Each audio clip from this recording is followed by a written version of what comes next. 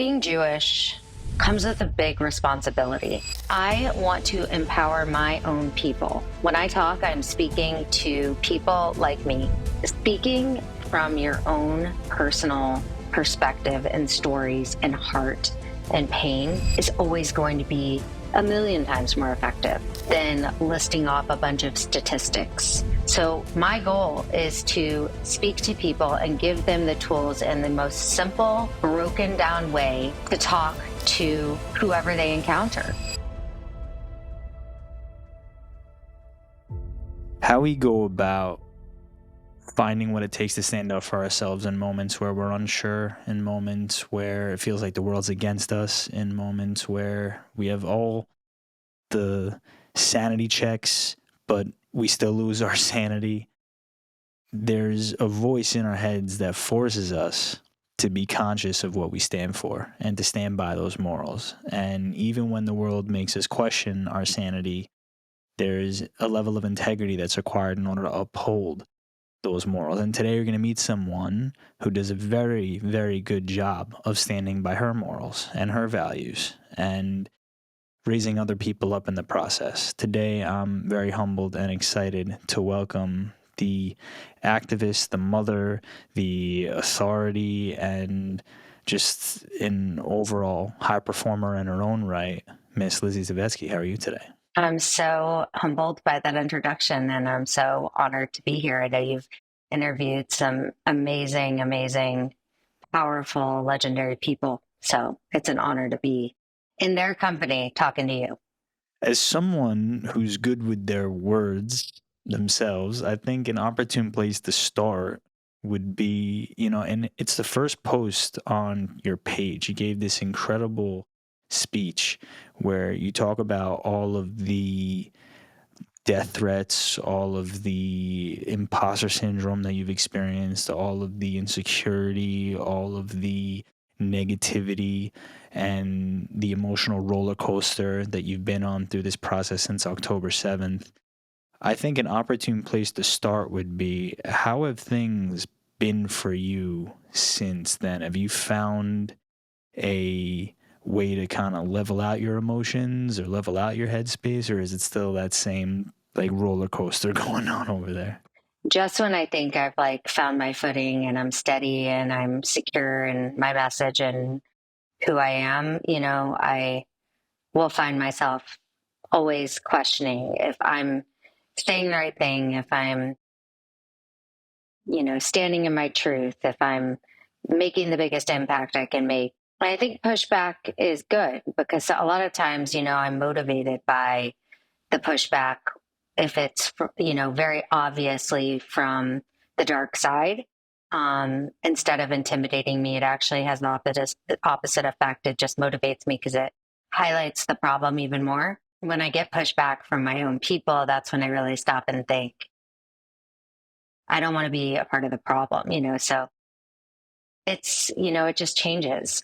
But I think for me, I've really learned to pause before I react. And I'm a very emotionally driven person, which is why I'm good at what I do, but it also can get in my way. But before I get impulsive and just react out of emotion, anger, sadness, whatever it may be, I try to take a pause and say, is this going to help me reach my goal of unifying Jews, of waking Jews up, of connecting Jews to their Jewish identity, and of spreading truth and awareness for Israel. And so I try to really just keep my eye on that.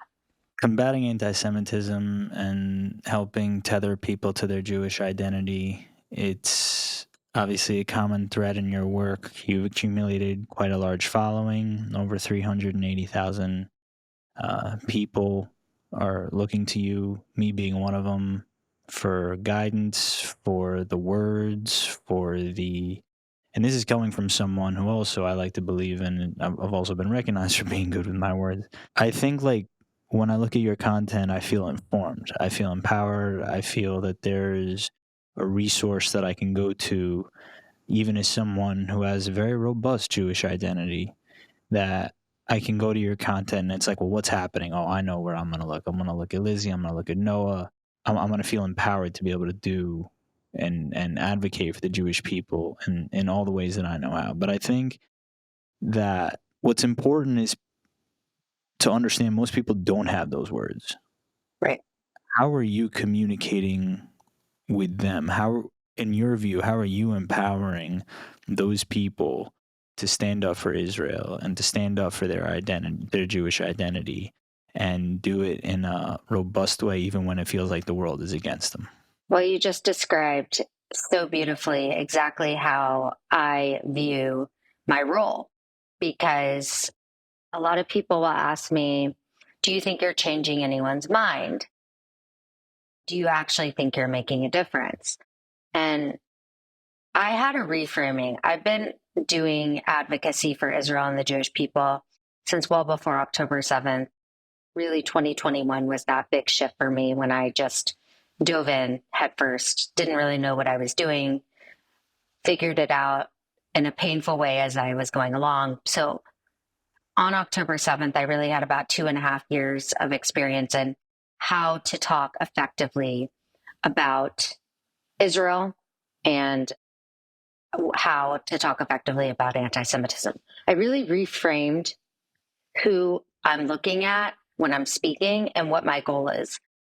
I want to empower my own people. When I talk, I'm speaking to people like me who may be entering a conversation with somebody who's not informed, who maybe has developed a mindset based on propaganda that's out there or media. You know, it's much easier to believe the lies because there are so many more of them than there is the truth out there. You know, is so accessible in such an instantaneous way. So my goal is to speak to people and give them the tools in the most simple, broken down way to talk to whoever they encounter so that they feel knowledgeable enough and empowered enough, because these are complicated topics. And so I just want to make it simple. I want to speak to somebody like me 5 years ago who didn't really know as much as I do now, and give them the tools and the confidence to be able to go forward and feel like they know what they're talking about, whether it's breaking news, whether it's history. That's really my goal. And I think you captured it so well with that question. The reason that it hits home on so many levels, in particular with your stuff, is because I remember being in a car ride. I told Lee this story, Lee Trank, and I'm curious your perspective on it. I was driving back from the Hamptons with a group of friends, one I didn't know, and I was driving, and the whole car ride had been pretty quiet. As you know, it's that long drive back from the Hamptons to the city. And at the end of the conversation, this topic of, Jewish identity comes up, and this particular individual is from Australia. And she asked everyone, like, do you ever feel like we've been brainwashed into thinking a lot of the things that we believe, like the stories of, Adam and Eve or the Maccabees or any of these conventional, traditional stories that we grew up on that are told to us as kids in the most, like a cartoon, like beautiful way, right? Like I said, I hadn't talked the whole time, and I was like, there's nothing brainwashed about me. Like there is, like this is personal. Like in the Holocaust, they tried to kill, and they did kill my family. Like my grandparents are survivors. Like this is extremely personal, and this was before October 7th. And I'm curious for your perspective for someone who may feel brainwashed by the algorithm or have a question like that. How would you respond in in that particular scenario, in that context? Yeah, I mean, these are really tough conversations, and you never know when they're going to come your way. And I think what something that I've learned the hard way is that being defensive is never going to break through to anyone. You have to make it personal. When you show that personal pain and vulnerability, it really reaches people. It touches their heart in a different way than you're just like, you don't even know what you're talking about, when you go on the defense like that. But what I think, or what I know, is that we have seen the Jews attacked throughout history for thousands of years for our religion, for just our identity, for the people we are, for just being born. And now it's for the land that God promised us, for the land of Israel. And those are the main three pillars of the way that we are attacked, and the way that, whether it's they don't want us to practice our religion anymore, they don't want to, they want to push aside all the biblical references, just who we are as, descendants of the land of Israel. We see anti-Semitism against Jews who have no connection to the Jewish religion whatsoever, but they're Jewish because their mom was Jewish and their grandma was Jewish and their great grandma was Jewish. And now, anti-Zionism is, it's actually not anything new from biblical times. There were people that did not want us to have the land of Israel. We had to fight all these different groups off, the Canaanites and the Amorites, and just to have the land. So this is just this ongoing throughout history. It's our story. There are always going to be people that are skeptics when it comes to believing the stories of our heritage and the Torah. And, of course, any Christian person believes in the Old Testament as well. So that would be, most of the world. Whether or not you believe in these stories, I don't think changes the fact that we are Jewish and we are in this fight. I choose to believe it. You've made some pretty bold moves over the last year or so, where you're going into rallies and you're questioning people and you're standing in front of a group of protesters with a microphone, and you're being proud, and there's a very brazen attitude that one needs to have, a mental toughness, if you will, and that's a topic that comes up quite often on this podcast. How have you cultivated that mindset? How have you cultivated that bravery to go and put yourself in harm's way and risk your own safety for the sake of delivering a message? I guess I could ask you the same question as a former IDF soldier. Why risk your life for your people, or risk your safety for your people? Because if we don't, who else will?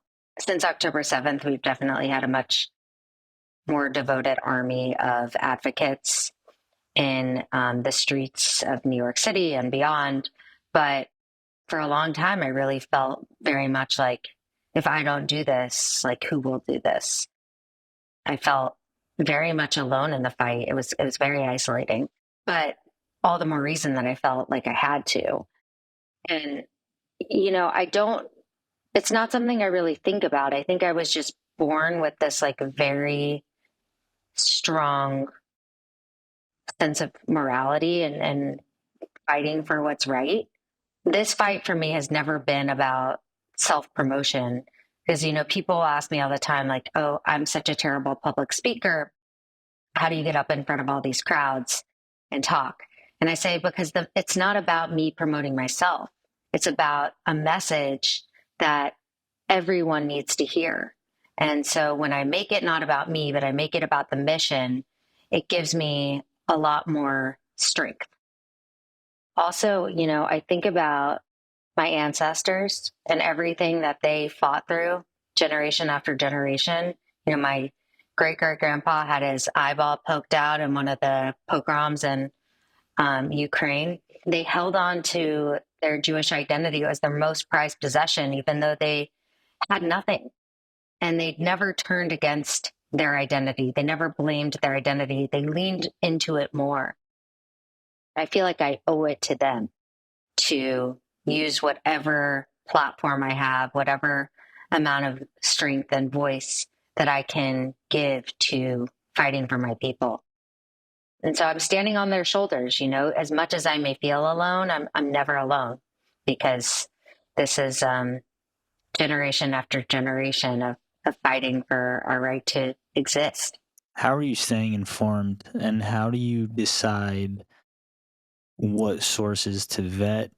Do you question any of the information as it comes in? What's your framework or your system for deciphering content and news to go about informing your audience and making your own opinion and forming your own opinions?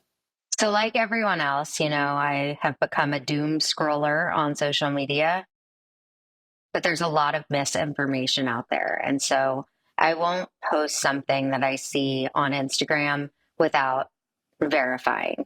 I actually have like an amazing network of people that I've developed over the past year specifically that help me fact check things before, because it's a big responsibility to be putting information out there and having hundreds of thousands of people see it and share it and believe it and take it as fact.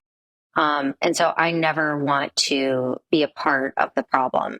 So I really do. And it's not to say I haven't made mistakes. And I will always come out and, apologize. And we're human, we make mistakes and, that's okay. But I really try my hardest not to. My husband is like a connoisseur of all news. He's really the wind beneath my wings in a lot of ways with a lot of the content I put out.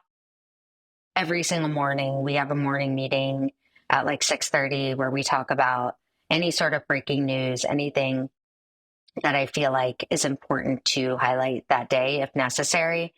For a while it would be like there are 20 things to talk about, which one am I going to do?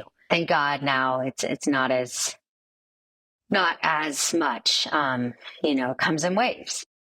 I really rely on him to help me. He looks at all news from all sides, which I think is so important. He's kind of my researcher in that way. But yeah, I'm like everyone else. I'll look online, but on social media, but I always do a deep dive to make sure that, if I see something shocking or if there's like an attack that happened, I don't want to misreport anything because, I am a lot of people's news source and it's not something I ever trained for.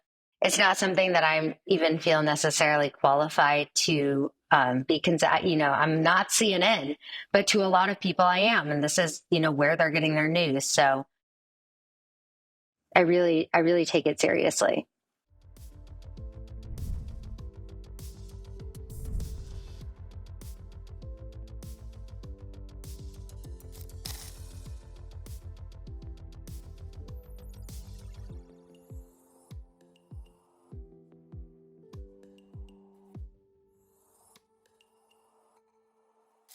Your relationship with your husband is obviously one that, hits the social media channels as well.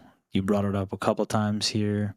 You have a family also as a mother. How are you managing or compartmentalizing your time with your family, your time with work, and his time with work? How is all that? Most people would use the word balance, but I'm not that naive anymore. So how are you managing your time and your headspace around the thing that matters most in your family?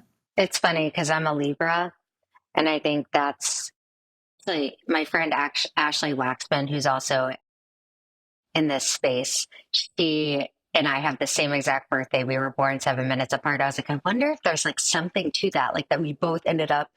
And she's like, yeah, because we're obsessed with justice. And people always say we'll talk about Libras and balance, and I'm like, no, that's the myth. The myth, the reality is that I'm always in search of balance, but I'm never able to actually find it. It doesn't exist for me, and I don't think I'm alone in that. I think a lot of Jews since October 7th have felt very much like this is all encompassing. It's kind of hard to not feel that way. And so the lines have really become blurred between my professional and my personal life. And, I was in a bomb shelter with my husband and my 3 children in Jerusalem on October 7th. This is very much a family business. We are a family of advocates. When we left Israel on October 8th, I thought to myself, how do I help my children process what they've just experienced, what they've just seen and heard? It was impossible to shield them from the darkness of the reality. My 11-year-old daughter is asking me what rape is. It's not a conversation I was prepared to have with my child. And what I know how to do to process my own pain is to try to be a part of the solution and to be of service in whatever way I can. That's what has helped me cope with every pain that I've had. And, way before I was doing Jewish advocacy. And I think it's the best way to work through it. And you're also, being a part of preparing the world, hopefully. So I said, you know what, we're going to do this as a family. And my kids, thank God, are as obsessed as I am with Israel and advocating. And, I get a lot of pushback for incorporating my children in my advocacy content. But it's been so healing for all of us. And it's so empowering for them to feel like they are not too young to be able to do something to help the Jewish people. And it's looked different throughout the past year for us. The ways that we've advocated. We just got back from 3 weeks in Israel. And I said, this isn't going to just be a vacation. It's no problem taking a vacation, but that's not what I am in the mindset to do. And none of us in my family are, because we're so consumed with this. And so every day when we were in Israel, we did something meaningful, a different activity together.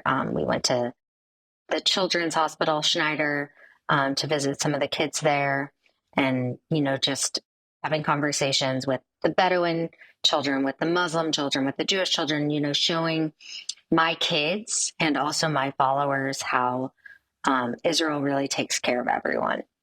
We went to the rest stop that's right outside of Gaza, Shuvahim, and helped serve meals to soldiers who were just coming out of Gaza. We every day we went to Belevacha to visit injured soldiers. Every single day we did something. It's really helped me sort of find that balance wouldn't be the right word, but find my way through as a mom, as an advocate,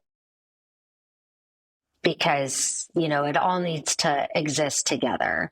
And it's been, thank God my family's all in with me, and I wouldn't be able to do it if they weren't. I had to leave them so often. I was on a plane twice a week for the past year.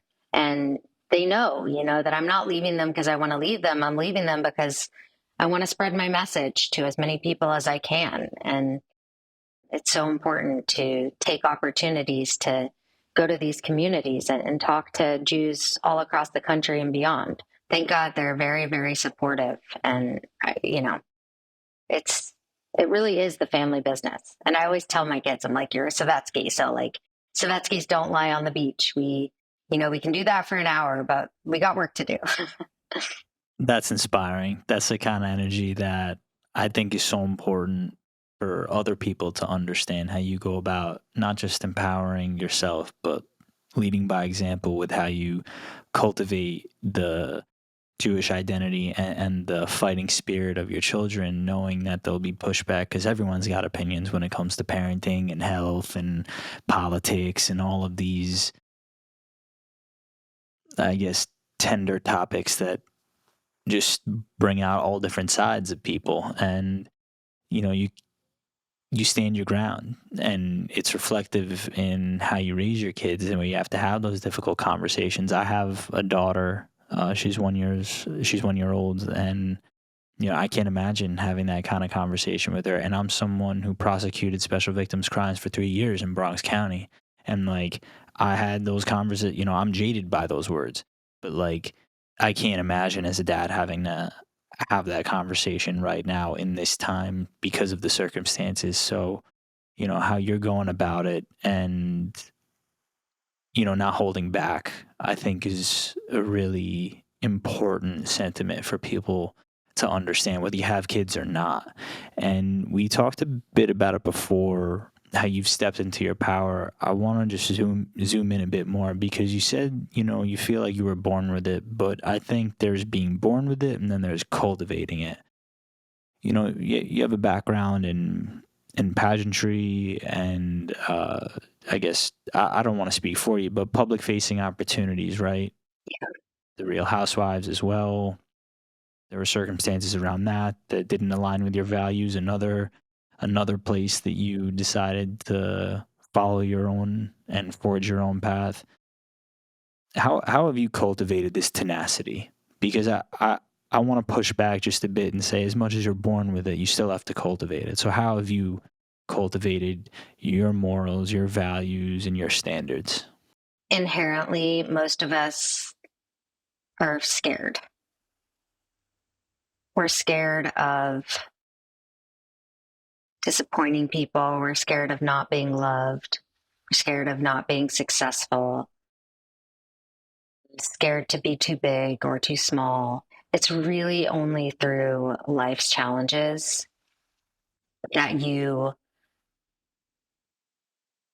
are able to work through things that are really hard that you could never imagine having to go through, that are certainly not according to your plan, but for whatever reason is God's plan. And that's where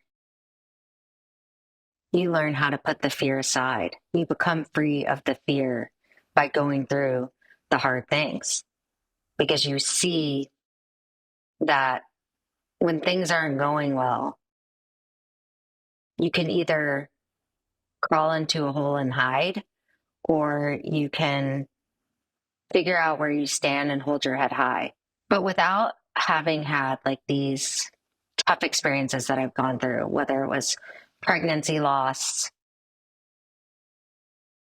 or the housewife situation, which was followed by this slew of just horrendous, negative, untrue press. I feel like it was those situations that made me able to do what I do in the best way possible. I found strength that I didn't know I had. And it forced me to take a look at myself and say, I know who I am. And no matter what you say about me, it doesn't matter. I can put my head on the pillow at night and I want to know that I was true to myself that day.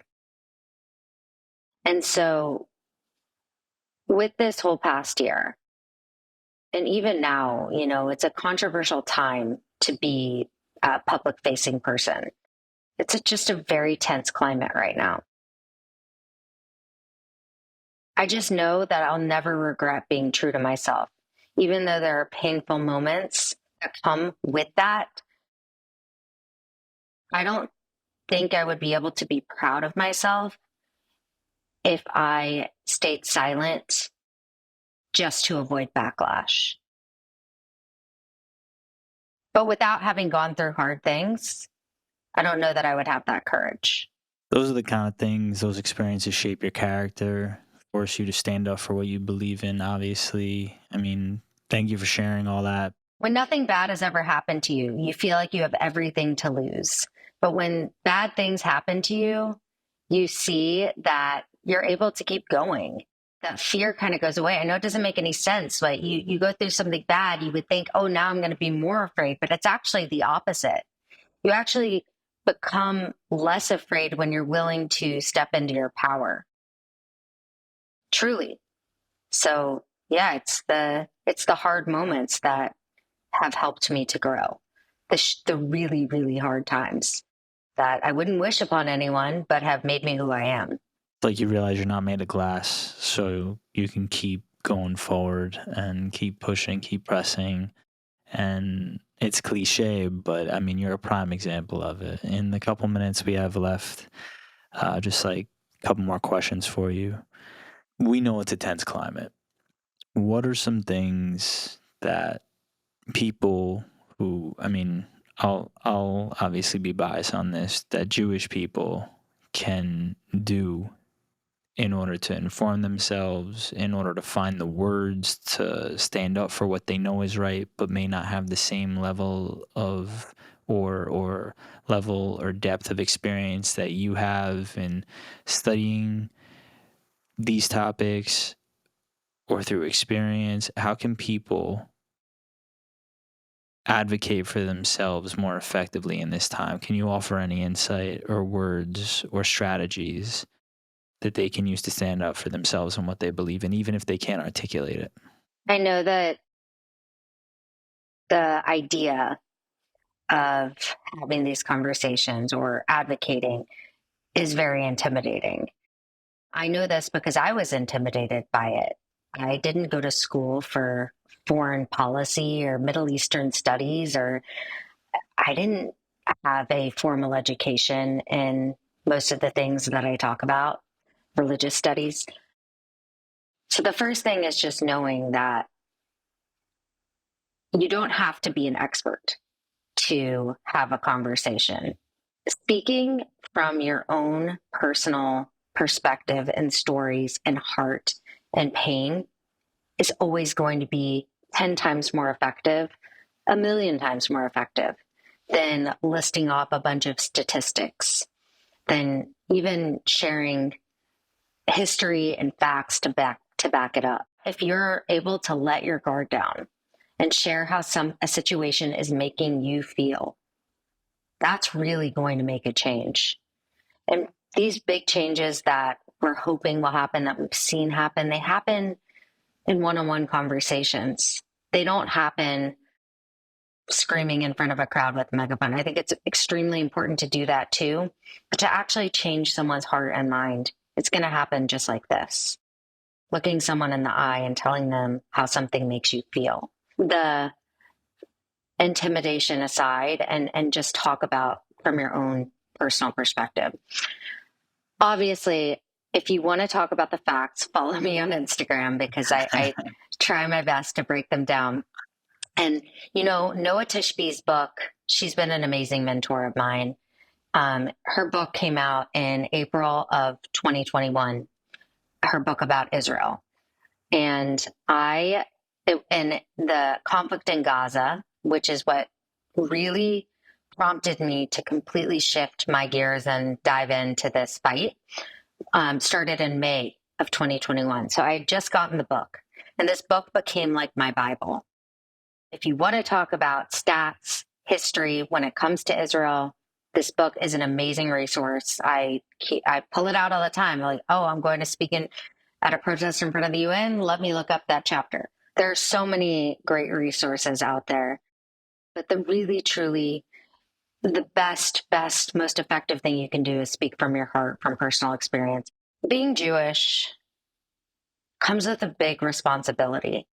And I know a lot of people are just waking up to this since October 7th, and they're like, okay, I'm awake now. What do I do now? Just by existing as a Jewish person, we are doing something because we are a miracle that we are here. That's so empowering to know that, like, all the odds have been stacked against us, and yet here we are. So we have to do something with our life, because it can't just be that this great miracle happened and we do nothing with it. And we have to carry the torch. And I think obviously that looks different for every person, but just know that you're a miracle, and know that whatever you decide to do is going to have great weight and impact. So make it good. There's this sentiment that through October 7th, or since October 7th, with this war going on, that there's been different frontiers that this war is being fought on. You're on the front lines of the social media war. There's elements of the logistics. There's elements of, what, for lack of a better way of putting it, internal refugees. There's all these different buckets that need to be handled. And you're on the front lines of this social media war. You've been an incredible example, great resource. I alluded to it earlier. There's a question that I posed to all my guests that I'm now going to pose to you as we round this thing out. If the future version of yourself from 10 years from now were to fly in and offer you some advice in order to get there, what do you think she would say to you? Don't worry about how they're going to react in the moment. Stay true to yourself, stay the course, and do whatever you can to align your will with God's will. Remember, you're not the one in charge.